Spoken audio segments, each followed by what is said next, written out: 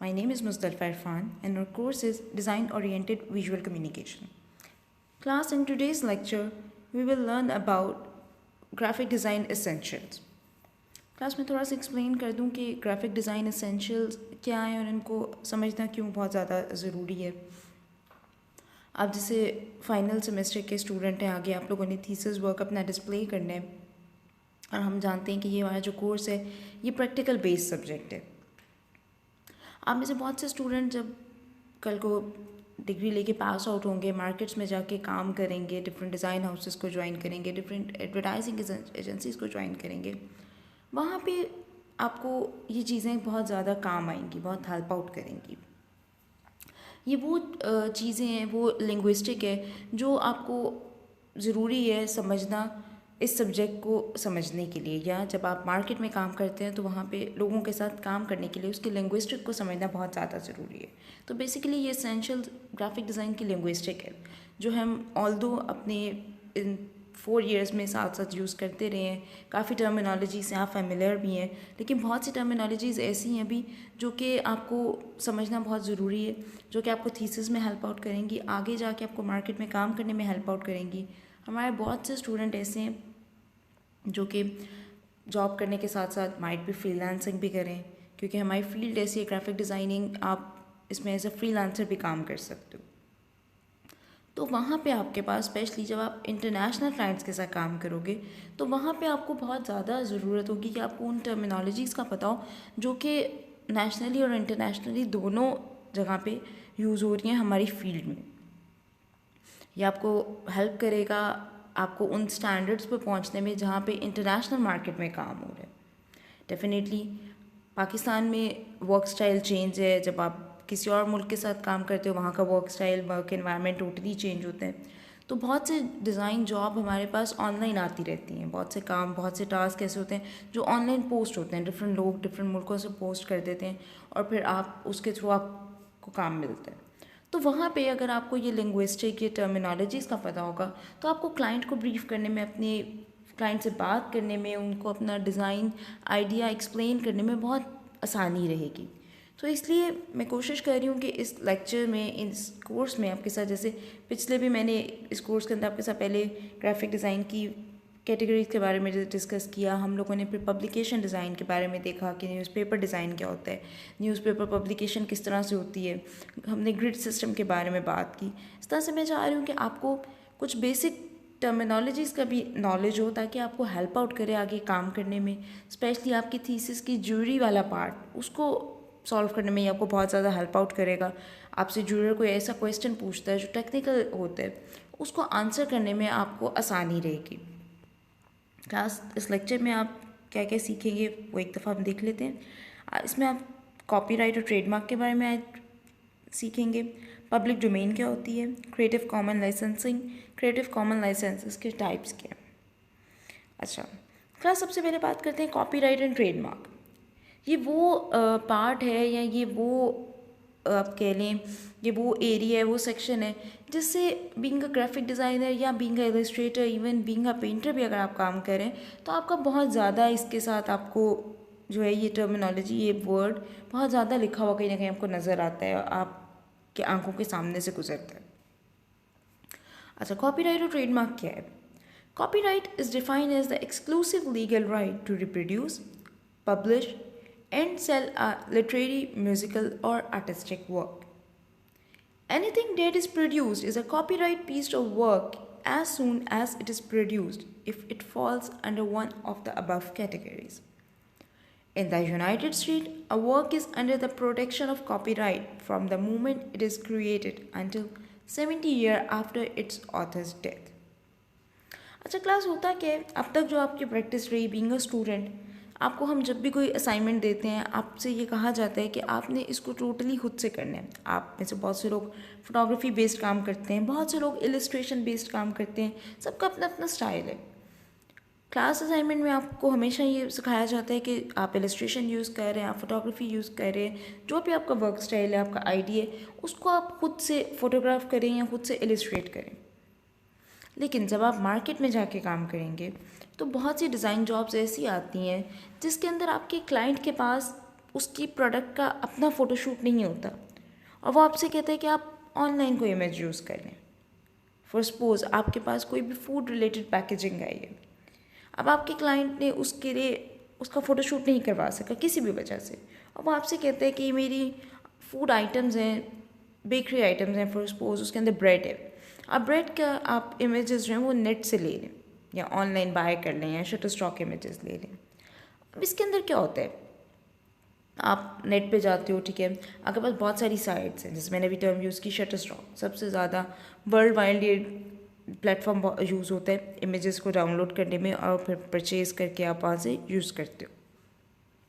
Shutter stock है हमारे पास, image बाज़ार है, अनस्प्लैश है, इसके अलावा बहुत सी वेबसाइट्स हैं जहाँ से आप इमेजेस परचेज़ कर सकते हो। बहुत सी साइट ऐसी भी हैं जो कि आपको फ्री इमेजेस प्रोवाइड करती हैं, उनके पास ऑप्शन होती है कि आप वहाँ से फ्री इमेज हाई रेजोल्यूशन का डाउनलोड करके यूज़ कर सकते हो। अब ये दोनों चीज़ों में डिफरेंस है, फ्री इमेजेस और परचेज़ करने में। अगर हम शटर स्टॉक की बात करें, शटर स्टॉक पे फ्री इमेजेस अवेलेबल नहीं होते। कभी अगर आप वहाँ से इमेज लेके यूज़ करने की जब कोशिश की हो आपने, तो आप देखोगे अगर आप उसको कॉपी पेस्ट करते हो, कॉपी करते हो वहाँ से, तो उसके ऊपर शटर स्टॉक का एक वाटरमार्क चल रहा होता है। वो वाटरमार्क तब तक रिमूव नहीं होता जब तक आप वो इमेज परचेज़ नहीं करते। आप अगर किसी डिज़ाइन हाउस के साथ काम कर रहे हो, आप किसी एजेंसी के साथ काम कर रहे हो, गेमिंग स्टूडियो का पार्ट हो, उनका अपना इमेज के एक कलेक्शन होती है, इमेज बैंक होता है जिसको हम कहते हैं।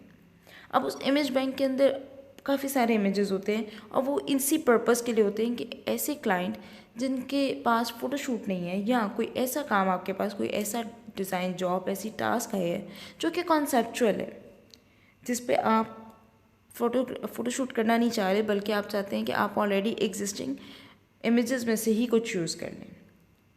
उसके लिए क्या किया जाता है कि आपकी जो भी आपकी कंपनी है जहाँ पे आप काम कर रहे हो, जिस भी एजेंसी का पार्ट हो आप, वो उन्होंने पहले से इमेजेस परचेज़ किए होते हैं या हाई रेजोल्यूशन के इमेजेस डाउनलोड किए होते हैं। लेकिन लेट्स सपोज आप एज ए फ्रीलांसर काम कर रहे हो, आपके क्लाइंट ने आपसे कहा है कि मेरा ये प्रोजेक्ट है, ये डिज़ाइन जॉब है, ये अपने ब्रेड का जो है अपने इसका एड डिज़ाइन करने, ब्रेड का इमेज आपके पास नहीं है और क्लाइंट के पास टाइम भी बहुत कम है। अब क्या होगा, आप नेट पे जाओगे, गूगल पे जाओगे, इमेजेस सर्च करोगे, आप वहाँ से इमेज लेके यूज़ कर लोगे। अब बहुत से चांसेस हैं कि वो इमेज उसके ऊपर कॉपीराइट हों उस इमेजेस के जो भी आपने यूज़ किए हैं, और कल को वो इमेज जिस बंदे के भी थे वो क्लेम कर दे कि ये डिज़ाइन तो आपका नहीं, ये डिज़ाइन तो मेरा है, बिकॉज आपने मेरा इमेज विदाउट परमिशन यूज़ किया। ठीक है, अब यहाँ पे आप बात समझ रहे हो, विदाउट परमिशन, बिकॉज वो इमेज किसी और की प्रॉपर्टी था, उसने नेट पे क्यों वो अपलोड किया, सिर्फ रेफरेंस के लिए या आपको दिखाने के लिए, लेकिन उसका मकसद ये था कि आप वो इमेज अगर देखते हैं, आपको पसंद आता है, उस पर कॉपीराइट अगर लिखा हुआ है, तो आप उस जो भी जिस बंदे का वो इमेज है, आप उससे कांटेक्ट करें, उससे पूछें कि क्या प्रोसीजर है इस इमेज को यूज़ करने का, देन आप उसको यूज़ करते हैं। ठीक है, तो अब अगर आप बगैर पूछे यूज़ कर लेंगे, कल को कोई भी बंदा क्लेम कर देगा कि इमेज मेरा है, तो इससे आपकी भी पोजीशन, आपके क्लाइंट के साथ जो आपकी एक पोजीशन थी या जो आपके उनके साथ टर्म है, वो भी ख़राब होंगे। अगर आप किसी एजेंसी का पार्ट हो तो भी आपकी जॉब उससे इफ़ेक्ट हो सकती है। इसलिए बीइंग अ डिज़ाइनर इन सब चीज़ों का ख्याल रखना बहुत ज़्यादा ज़रूरी होता है कि आप कोई लिफ्टेड इमेज या कोई पायरेटेड इमेज तो नहीं यूज़ कर रहे जिसके कॉपीराइट्स है, जिसको विदाउट परमिशन यूज़ करना मना है, उसको परचेज़ करके ही यूज़ किया जा सकता है।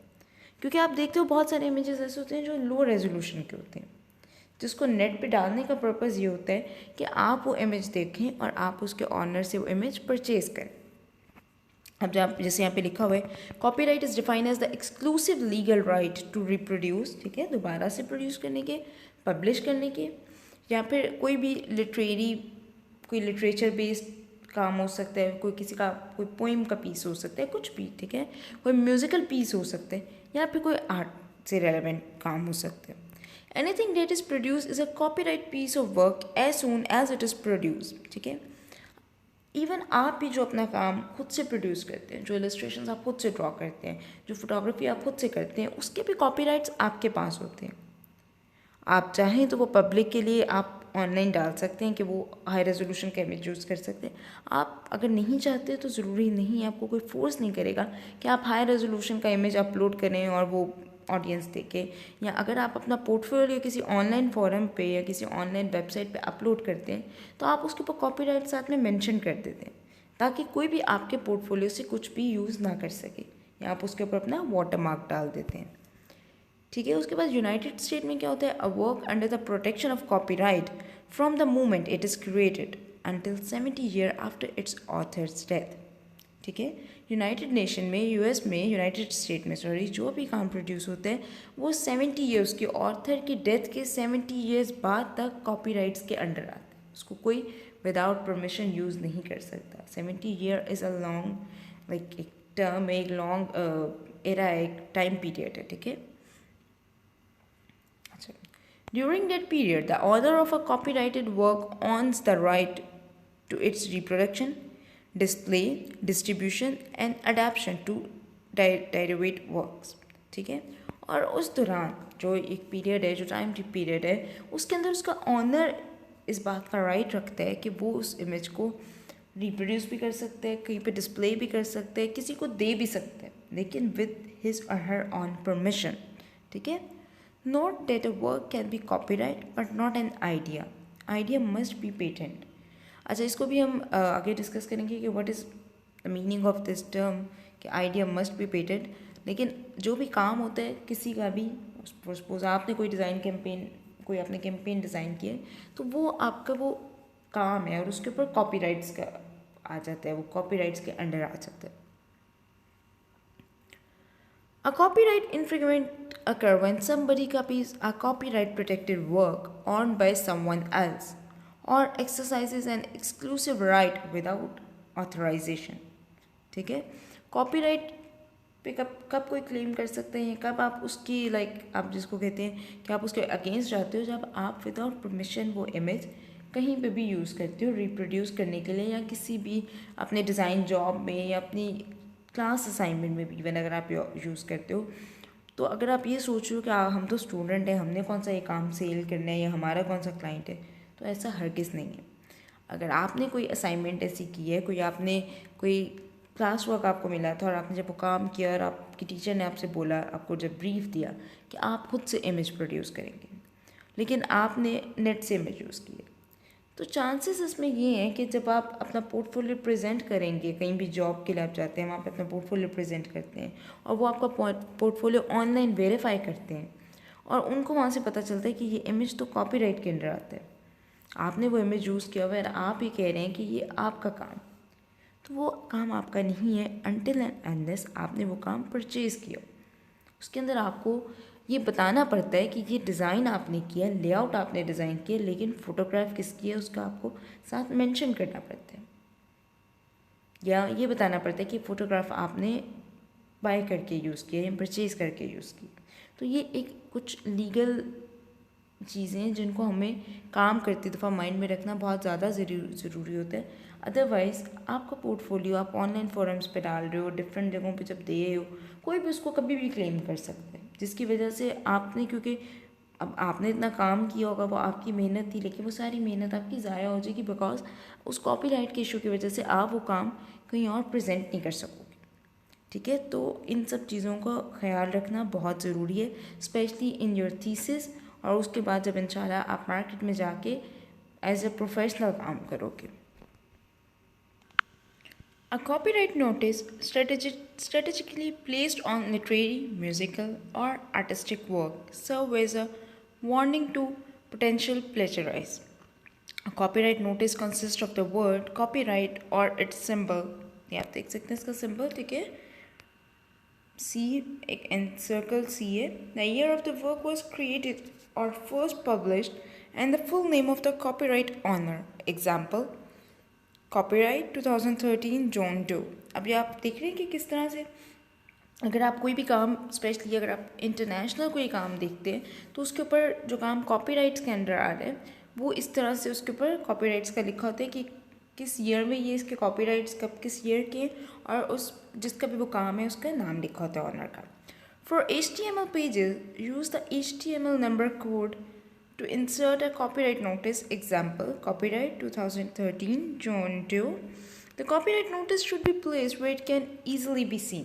ठीक है, कॉपीराइट नोटिस ऐसी जगह पे प्लेस किया जाता है काम के ऊपर जहाँ से इजीली वो देखा जा सके, ताकि कल को ये ना कह सके कि हमने गलती से यूज़ कर लिया था या हमें नहीं पता चला या कुछ भी. Placing a copyright notice on a piece of work isn't absolutely necessary to claim copyright infringement, but it is in the owner's best interest to use this symbol as a warning. अच्छा, अब again ये basically honour की तरफ से एक kind of warning या alarming symbol होता है कि आप विदाउट परमिशन उसका काम यूज़ नहीं कर सकते. वो आपसे स्टूडेंट लेवल के ऊपर हो, चाहे आप जॉब कर रहे हैं किसी ऑर्गेनाइजेशन के लेवल पे, ये बात आप कर रहे हैं. It's totally up to you कि being a designer, being a painter, being an illustrator, आप अपना काम, उसके कॉपीराइट्स आपके पास हैं, आप वो किसी को देना चाहते हैं, उसके साथ फ्री में शेयर करना चाहते हैं या नहीं करना चाहते.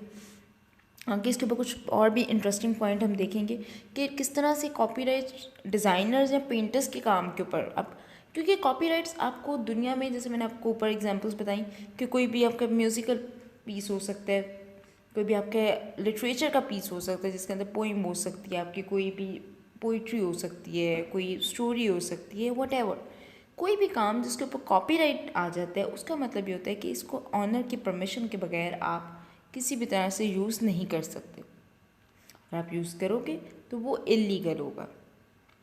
अब हमारे पास हर चीज़ में कुछ लिमिटेशंस होती हैं, हर फील्ड की कुछ अपनी स्पेसिफिकेशंस होती हैं. तो इसी तरह से हमारी फील्ड की स्पेसिफिकेशन कॉपीराइट्स को लेके थोड़ी सी चेंज है. अच्छा, original work can be further protected by registering it with the, अब ये यूएस कॉपीराइट के ऑफिस से रजिस्टर करवा सकते हैं. ये हम बात कर रहे हैं यूएस की, लेकिन सेम पैटर्न हम अपने मुल्क में भी फॉलो करते हैं. अच्छा, अब हम बात करेंगे पब्लिक डोमेन की. What is public domain? Older artistic creation which are no longer protected by copyright fall into a category called public domain and can be used by anyone without obtaining permission or paying a fee. Uncredited or anonymous works are no longer protected by copyright beyond 95 years after the death of their publication or 120 years after their creation. अच्छा, sorry, after the date of the publication. अच्छा, public domain के अंदर कौन सी चीज़ें आती हैं? Public domain से आपको समझ आ रहा होगा कि वो चीज़ें जो कि पब्लिक की रसाई में या जो लोगों तक, जिसको लोग भी यूज़ कर सकते हैं. ठीक है, तो ऐसी ओल्डर आर्टिस्टिक क्रिएशंस, ऐसा काम आर्टिस्ट का जो बहुत पुराना हो चुका है, ठीक है, जो कि अब कॉपीराइट के अंडर नहीं आता, वो पब्लिक डोमेन की कैटेगरी में आते हैं. ठीक है, वो काम जो बहुत पुराना हो गया, जिसके कॉपीराइट्स ख़त्म हो चुके हैं, उसको पब्लिक यूज़ कर सकती है. और कोई भी काम जो कि इसमें अब आगे बताया हुआ है कि ऐसा काम जिसके ऊपर के जो एनोनिमस वर्क है, जिसका नहीं पता है किसका काम है, ठीक है, और ना ही वो अब कॉपीराइट के अंडर आ रहा है, वो अपनी क्रिएशन के 95 ईयर के बाद, ठीक है, वो उस डेट जब से वो बने उसके 95 ईयर के बाद, डेट ऑफ द पब्लिकेशन, और 120 ईयर आफ्टर देयर क्रिएशन, वो कॉपीराइट के लाइसेंस के अंडर से निकल जाता है, फिर वो पब्लिक डोमेन में आ जाता है. ठीक है, 95 year after the date of the publication और 120 ईयर आफ्टर देयर क्रिएशन. अब आप देखो कि कितना लंबा अर्सा है जिसके बाद कॉपीराइट्स ख़त्म हो जाते हैं और फिर वो चीज़ पब्लिक डोमेन में आ जाती है. फिर वो लोगों के लिए होती है कि लोग उसको फ्री में यूज़ कर सकते हैं.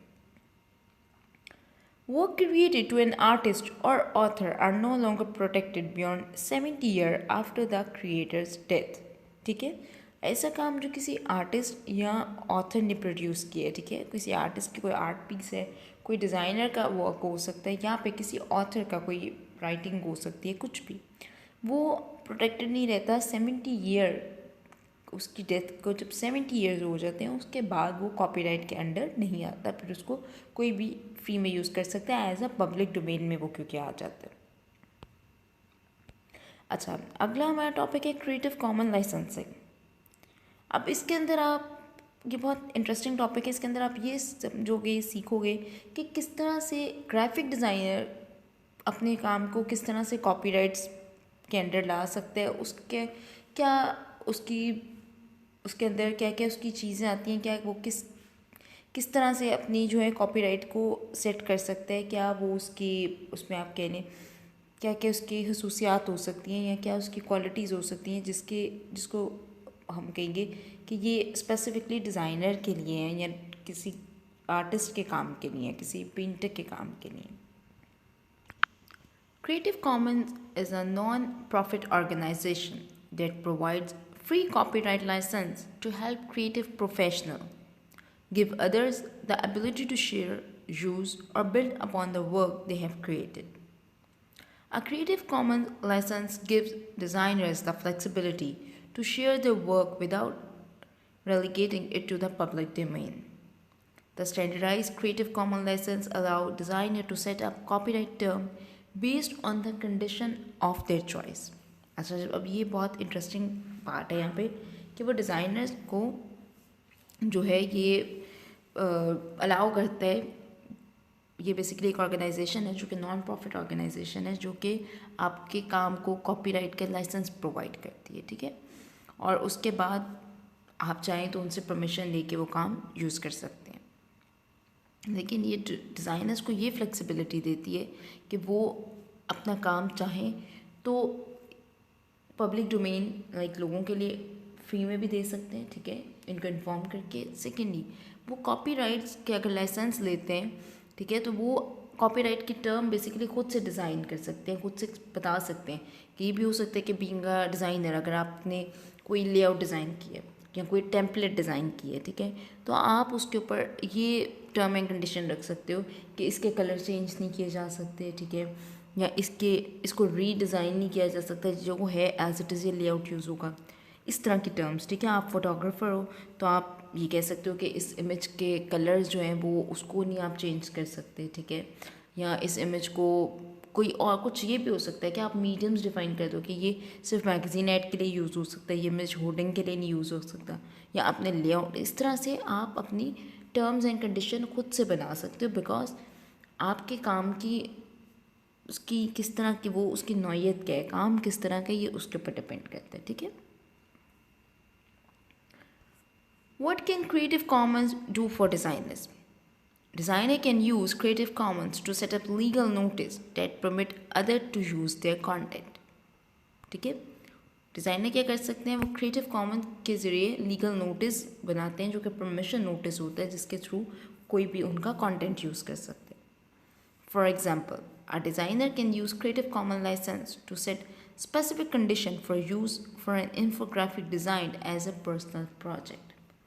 ठीक है, जैसे मैंने आपको पहले बताया कि डिज़ाइनर ने कोई भी आपने कोई लेआउट डिज़ाइन किया है, अब जैसे यहाँ पे इन्फोग्राफिक की एग्जांपल दी है, ठीक है, तो उसके ऊपर आप अपनी कंडीशन रख लोगे कि ये यहाँ पे यूज़ नहीं हो सकता, इसके कलर्स को आप इस तरह से नहीं चेंज कर सकते, या कुछ भी जो भी आपको लगता है कि आपके काम से रेलेवेंट है वो आप टर्म एंड कंडीशंस रख सकते हो। और उन कंडीशन के अंदर रहते हुए कोई भी वो काम की परमिशन लेके या इस ऑर्गेनाइजेशन से तो उसको यूज़ कर सकते हैं। By using a Creative Commons license, any person or organization can use that specific infographic without permission as long as the infographic is used in a manner that meet the condition the designer outlined in the license. लेकिन जब आप creative common licence से permission ले लेते हो उस art piece को या उस काम को यूज़ करने की, तो कोई भी अदारा कोई भी बंदा उस काम को यूज़ कर सकता है, लेकिन उस कंडीशन के अंडर रहते हुए जो कि उस डिज़ाइनर ने उस कॉपीराइट की टर्म्स के अंदर लिखी हैं, आप उसको क्रॉस नहीं करोगे, ठीक है। तो ये बेसिकली कॉपीराइट्स हैं और ये हमें इस तरह से हेल्प आउट करता है कि हमारे काम को भी सिक्योर करने में और दूसरे डिज़ाइनर्स या आर्टिस्ट के काम को भी सिक्योर करने में। अच्छा, creative common licence types. There are 6 major Creative Commons licenses that can be used when publishing work. At a maximum, each license retain copyright attribute authorship, applies worldwide and lasts for the duration of the copyright of the work copyright, ठीक है। जो भी इसके domain के अंदर या जो ये क्रिएटिव कॉमन लाइसेंस के अंदर जो भी काम आता है वो पूरी दुनिया में कहीं पे भी उसी की कंडीशन के अंदर उन्हीं टर्म्स एंड कंडीशन को फॉलो किए करते हुए यूज़ किया जा सकता है विदाउट देयर परमिशन आप उसको रिप्रोड्यूस या यूज़ नहीं कर सकते। अच्छा, अब इसके अंदर सबसे पहले आ जाता है attribution. The most accommodating licence type, the attribution licence allow others to distribute, edit, and improve a designer's original work, even for commercial reason, as long as the original designer is created for the original work। ठीक है, attribute जो licence की attribution जो type है, इसके अंदर आप क्या होता है कि आप अलाउ करते हो दूसरों को अपना काम डिस्ट्रीब्यूट भी आप कर सकते हो, उनमें वो एडिट कर सकते हैं, इम्प्रूव कर सकते हैं उस ओरिजिनल काम को। ठीक है, किसी भी कमर्शियल रीज़न की वजह से या किसी भी पर्पस की वजह से आप उसको एडिट भी कर सकते हो और किसी भी तरह से यूज़ कर सकते हो। वो काम जो इस लाइसेंस के अंडर आता है आपके पास, उसमें ये परमिशन होती है। अच्छा क्लास, एक चीज़ यहाँ पे मैं आपको क्लियर कर दूँ कि हम अभी ये यूनाइटेड स्टेट के लाइसेंस की बात कर रहे हैं। ठीक है, लेकिन जैसे मैंने आपको पहले कहा, बीइंग अ डिज़ाइनर आपको इंटरनेशनल काम मिलता है, तो आप ये रूल्स जो हैं आपके, ये सब जगह पे अप्लाई होते हैं। आप अगर कोई काम फॉर सपोज इंटरनेट से कोई इमेज लेते हैं जो कि बाहर के किसी बंदे का है, आप अपने किसी लोकल प्रोजेक्ट के लिए, तो भी उसमें आपको कॉपीराइट्स का इशू आ सकते हैं। ठीक है, इसलिए जो इमेज जिसके ऊपर कॉपीराइट का सिंबल है वो आप विदाउट परमिशन यूज़ नहीं कर सकते। अच्छा, नेक्स्ट है हमारे पास attribution share alike. The attribution share alike license types allow other to edit and improve upon a designer's work, even for commercial reason, as long as the original designer is given credit and the new creation is licensed under the same term। अच्छा, अब attribution क्या allow करते हैं? जो attribution share alike है, क्या आप इसको एडिट कर सकते हैं या आप इम्प्रूव कर सकते हैं फॉर डिज़ाइन कमर्शियल रीज़न के लिए, लेकिन उस कंडीशन में कि अगर डिज़ाइनर ने ये खुद परमिशन दी है कि उसी लाइसेंस के अंडर जो है आप उसको उन्हीं टर्म्स पे रहते हुए दोबारा से उसको रिप्रोड्यूस, आप उसको लाइक एडिट या इम्प्रूव कर सको। ठीक हो गया। नेक्स्ट है attribution no derivatives. The attribution no derivatives licence allow commercial and non commercial redistribution as long as the original designer is given credit and no changes are made to the original work। अच्छा, अब इसके अंदर क्या होता है कि आप commercial on जो है नॉन कमर्शियल पर्पस के लिए आप डिज़ाइनर के काम को चेंज नहीं कर सकते ओरिजिनल वर्क को अनटिल एंड अनलेस वो आपको परमिशन दे। ठीक है, अभी डिफरेंट तरह के लाइसेंसेस हैं, आप जो भी इमेज ले रहे हैं वो आप देखोगे किस लाइसेंस की कैटेगरी के अंदर फॉल करता है, उसके ऊपर वही कंडीशन अप्लाई होंगी। उसको आप सिर्फ उसी हद तक चेंज कर सकते हो या उसको उस हद तक मॉडिफाई या एडिट कर सकते हो। अच्छा, नेक्स्ट हमारे पास है attribution non commercial. The attribution non commercial licence allow other to edit and improve upon a designer work non commercially as long as the original designer is given credit।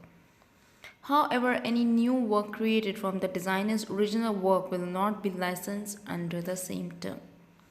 ठीक है, इसके अंदर क्या होता है कि जो एट्रीब्यूशन नॉन कमर्शियल लाइसेंस है वो अलाउ करता है एडिट और इम्प्रूव करने के लिए डिज़ाइनर वर्क को नॉन कमर्शियल यूज़ के लिए। ठीक है, लेकिन कोई भी काम जो कि दोबारा से क्रिएट होगा, उस वही डिज़ाइनर खुद से ओरिजिनल काम को अगर दोबारा क्रिएट करते हैं तो या कोई भी उसमें चेंजेस करके क्रिएट करते हैं तो वो उस लाइसेंस के अंडर नहीं आएगा, उसके लिए आपको दोबारा से परमिशन लेनी पड़ेगी।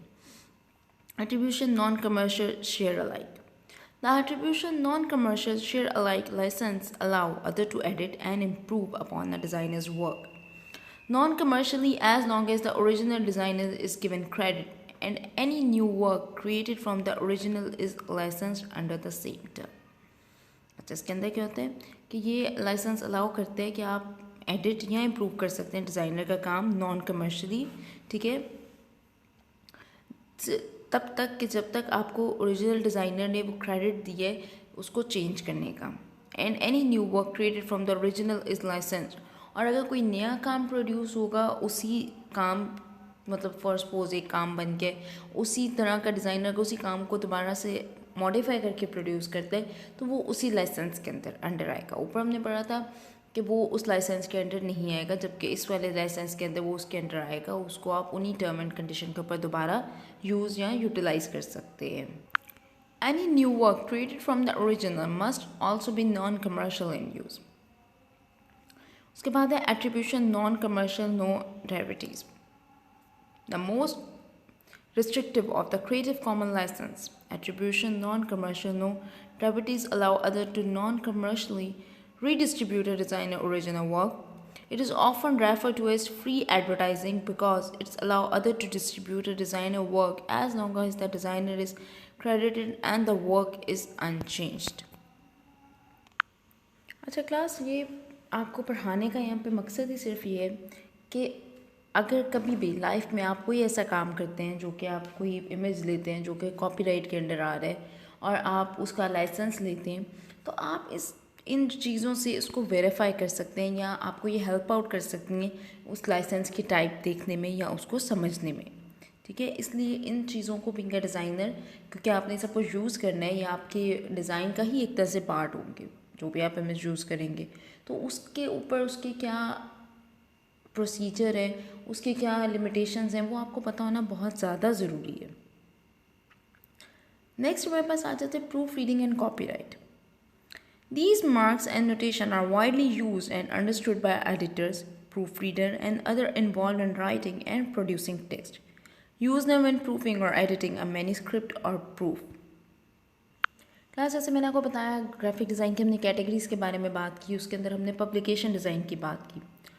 तो जो बंदे, जैसा हमने बताया था कि जो आप में से स्टूडेंट्स कल को न्यूज़ एजेंसीज़ को ज्वाइन करेंगे, किसी मीडिया हाउस को ज्वाइन करेंगे, या आप मैगज़ीन इलस्ट्रेशन, बुक इलस्ट्रेशन या बुक डिज़ाइन की तरफ या मैगज़ीन डिज़ाइन की तरफ जाते हो, तो वहाँ पे आपको प्रूफ रीड की ज़रूरत पड़ेगी। वहाँ पे कॉपीराइट, प्रूफ रीड, इस तरह के वर्ड्स आपको, ये टर्मिनोलॉजी सुनने में बहुत ज़्यादा आएंगी।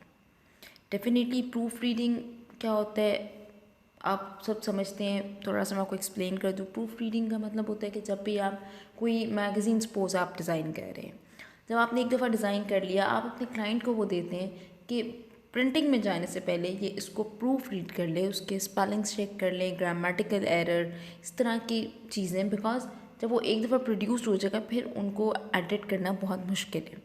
और डेफिनेटली मैगज़ीन हो गए, न्यूज़पेपर्स हो गए, इस तरह की चीज़ें बल्क में प्रोड्यूस होती हैं। एक दो न्यूज़पेपर प्रोड्यूस नहीं होते, एक दो मैगज़ीन प्रोड्यूस नहीं होते नॉर्मली। तो अगर वो एक में गलती होगी तो वो मिस्टेक सब में थ्रू आउट चलेगी। सो ये बहुत ज़रूरी होता है कि इस तरह के डॉक्यूमेंट्स के फॉर्म में जो चीज़ें हैं, ठीक है, जिसके अंदर राइटिंग मटीरियल है या कॉपी राइटिंग है, उसको प्रूफ रीड करना बहुत ज़रूरी है। अच्छा, अब आगे मैं आपके साथ कुछ इसके, आप कह लें ये इसकी एब्रीविएशन या शॉर्ट कीज़ हैं वो शेयर कर रही हूँ, जो कि आपको हेल्प आउट करेंगी अगर आप एज अ कहीं पे भी आप न्यूज़पेपर डिज़ाइनर एज आपको कोई टास्क मिलता है या ऐसा कोई जॉब मिलती है, तो ये चीज़ें आपके वहाँ पे हेल्प आउट आपको करेंगी, वहाँ पे काम आएंगी। आपको in short keys and marks से आप इजीली आइडेंटिफाई कर सकते हो कि ये इसका मतलब क्या है। ठीक है, अच्छा, जैसे हमारे पास है सबसे पहले डिलीट और टेक आउट। अब इसके लिए आप मार्क देख रहे हैं, ठीक है, वो इसने आगे एग्जाम्पल के साथ लिखा है किस तरह हम यूज़ करेंगे। अगर उसमें से वो वर्ड उन्होंने निकालना है, डिलीट करना है, उसके ऊपर वो सिंबल आ गया। ठीक है, अच्छा, नेक्स्ट है इंसर्ट, मीन कि इसमें कुछ ऐड होना है, और कहाँ पे ऐड होना है ये देख सकते हैं आप। ठीक है, ये इधर एरो लगा के आगे उन्होंने बाय लिख दिया कि यहाँ पे बाय ऐड करना है। अच्छा, उसके बाद है लेट इट स्टैंड। ठीक है, ये आप देख सकते हैं किस तरह से, और ये उन्होंने ट्रायर आइलैंड, उसको उन्होंने उसको स्टैंड करना है, इसलिए उन्होंने उसके नीचे डॉट लगा दिए। ठीक है, इसको, अच्छा, उसके बाद है क्लोजअप, कि फॉन्ट यानी दो वर्ड्स को करीब कर दें, इनकी स्पेस कम कर दें। अगेन ये आप देख सकते हैं एस और वो उसके अंदर गैप ज़्यादा है, तो उन्होंने किस तरह से क्लोजअप का एलिमेंट यूज़ करके बताया है कि इसका कम करना है गैप। उसके बाद है spell out, again spelling mistake, treasure island by Robert की स्पेलिंग गलत है, इसलिए उसको पूरा इंसर्कल किया है कि इसके स्पेलिंग ठीक करने, और आगे वो लिखा है जो इशू है। अच्छा, उसके बाद है बोल्ड फेस, जो चीज़ जो टेक्स्ट बोल्ड करना है उसके लिए उसके नीचे जिगजैग वाली लाइन आ जाती है। ठीक है, उसके बाद है आइटैलिक। आइटैलिक के लिए आप स्ट्रेट लाइन लगाते हो कि ये फॉन्ट यहाँ पे ये टेक्स्ट जो है ये आइटैलिक में आएगा। नेक्स्ट हमारे पास आ जाता है जी रोमन। रोमन में अगर कुछ लिखना है अगेन उसको पूरा इंसर्कल किया हुआ है। उसके बाद हमारे पास है करेक्ट अलाइनमेंट। ठीक है, अब जिसने ट्रेयर आइलैंड थोड़ा ऊपर जा रहा है उसको उन्होंने हाईलाइट करने के लिए किस तरह से अलाइनमेंट का साइन यूज़ किए। इसके बाद है ट्रांसपोर्ट दीज आइटम्स। ठीक है, ये आप देख सकते हैं किस तरह से है। तो ये वो कुछ कॉमन सिंबल्स हैं जो आपको हेल्प आउट करेंगे।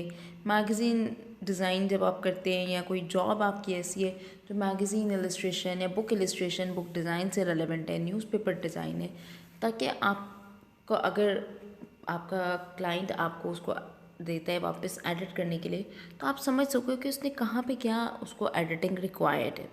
ठीक है, अच्छा इसके बाद ये आप देख सकते हैं कुछ और भी इसके अंदर हमारे पास हैं।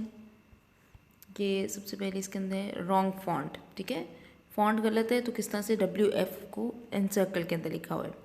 लोअर केस में करना है तो यू कैन सी L और C लिखा हुआ है एनसर्कल करके। अपर केस उसकी एब्रीवेशन UC अगेन। ठीक है, स्पेस कहीं पे ऐड करनी है तो आप वहाँ पे हैश टैग डाल देते हो। पीरियड्स कहीं पे डॉट डालने हैं तो आप ये देख सकते हो ये किस तरह से। एक्लिप्स और लीडर डॉट्स।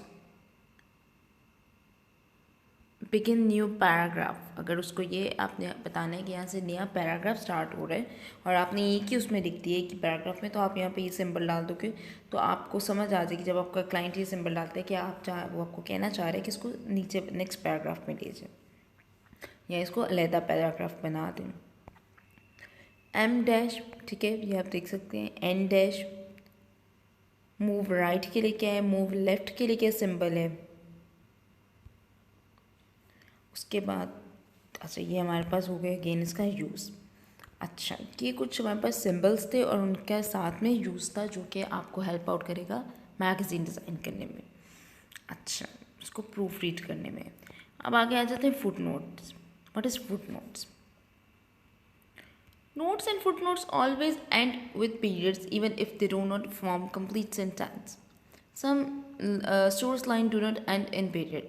अच्छा footnote वगैरह end होता है उसके end पे full stop आते हैं. Use the following sequence when listing more than one footnote per page. ठीक है, अगर किसी पेज के ऊपर एक से ज़्यादा फुटनोट है, फुटनोट क्या होता है आप ये देख सकते हो, जिस तरह कभी आप देखते हो स्टार डाल के उसके साथ कुछ भी आगे नोट लिखा होता है। ठीक है, दूसरा फुटनोट उसके लिए अब ये साइन, थर्ड आ जाएगा तो उसके लिए 2 फ्लावर आ गए, फोर्थ आ जाएगा तो उसका आप साइन देख सकते हैं किस तरह से। ठीक है, तो जैसे जैसे फुटनोट ऐड होते जाते हैं उसके सिंबल्स उन्होंने दिए हुए हैं। अच्छा time designation, when designation an hour of the day use figure for clock time follow by AM and PM. Midnight, noon, 12 midnight और 12 noon are preferred to 12 PM और 12 AM. ठीक है, टाइम डेस्टिनेशन को बताया हुआ कि उसको हम कैसे से लिखते हैं। अगर हम देख रहे हैं दिन का कोई भी घंटा तो कोशिश की जाती है अगर दोपहर के 12 हैं तो उसको 12 मिडनाइट लिखा, रात के 12 को 12 मिडनाइट लिखा जाए, या अगर दोपहर के 12 हैं तो उसको 12 नून लिखा जाए एज़ कम्पेयर टू 12 AM और 12 PM, ताकि लोग जल्दी समझ सकें। Use eight preceding the year with no comma AD 2004, BC following the year with no comma 115 BC। ठीक है, अगर हम AD कैलेंडर को उसको फॉलो करते हैं डेट्स को तो उसके अंदर हम कॉमा नहीं डालते, ना ही BC में कॉमा डालते हैं।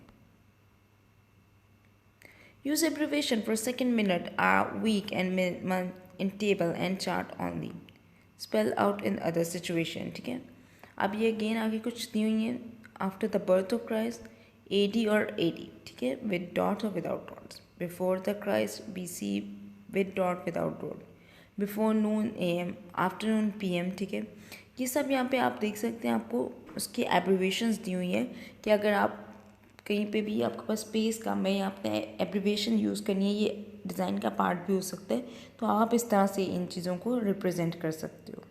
अच्छा नेक्स्ट आप देख सकते हैं कि आप किस तरह से मंथ्स को कैसे यूज़ कर सकते हैं, जनवरी, फरवरी, मार्च, अप्रैल। ठीक है, ये आप इसको ये सारे मंथ्स के एब्रीवेशंस हैं जो कि आप यूज़ कर सकते हैं अपने डिज़ाइन में।